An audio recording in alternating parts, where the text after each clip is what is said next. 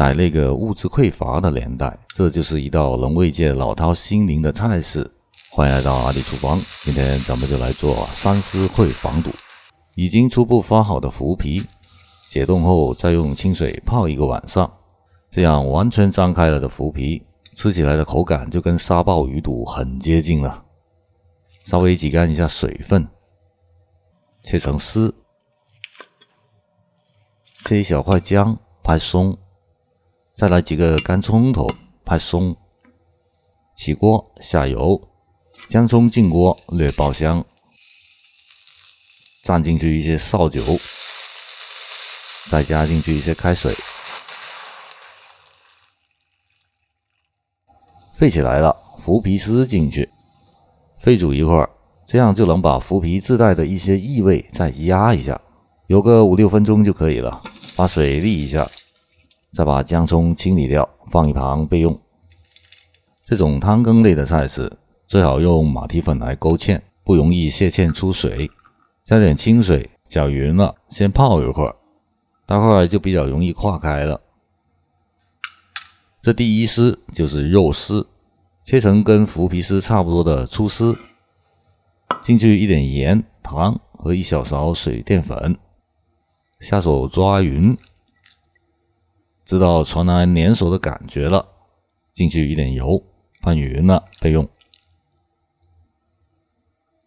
这第二丝就是冬笋丝，这个是水煮笋，直接切成丝就可以了，不宜太粗，吃起来会硌牙，也不能太细，失了口感。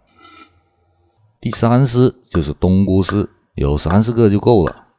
泡好的冬菇最好先用机油烤一下，或者按老方法提前泡发，这样就能保证出来爽滑的口感。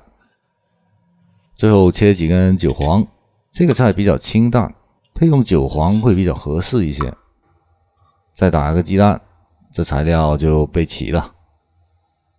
热锅下油，扔几片姜进去，略微爆香，蘸进去一些绍酒，把温度拉下来，再进去1升左右的上汤，没有汤就直接用开水，再用味精鸡粉提鲜也是没有问题的。沸起来后，把姜片清理掉，肉丝先进锅，为了避免脱姜，先浸一小会儿，再用铲子拨散了。冬菇丝、冬笋丝和麸皮丝也进去，略煮一会儿，开始调味了。蚝油来一点，盐来一点，试一下味，适口了就把火调小，再用马蹄粉勾芡，调到汤羹该有的浓稠度。拿点胡椒粉提味，有鱼露的就给加一点，浇上鸡蛋液，稍等片刻，轻轻推动几下，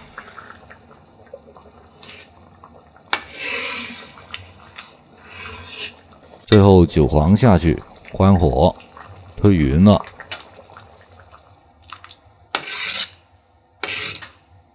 完活。先在锅里滴上几滴芝麻油，再把麸皮羹舀进去，这样就能做到油不浮面了。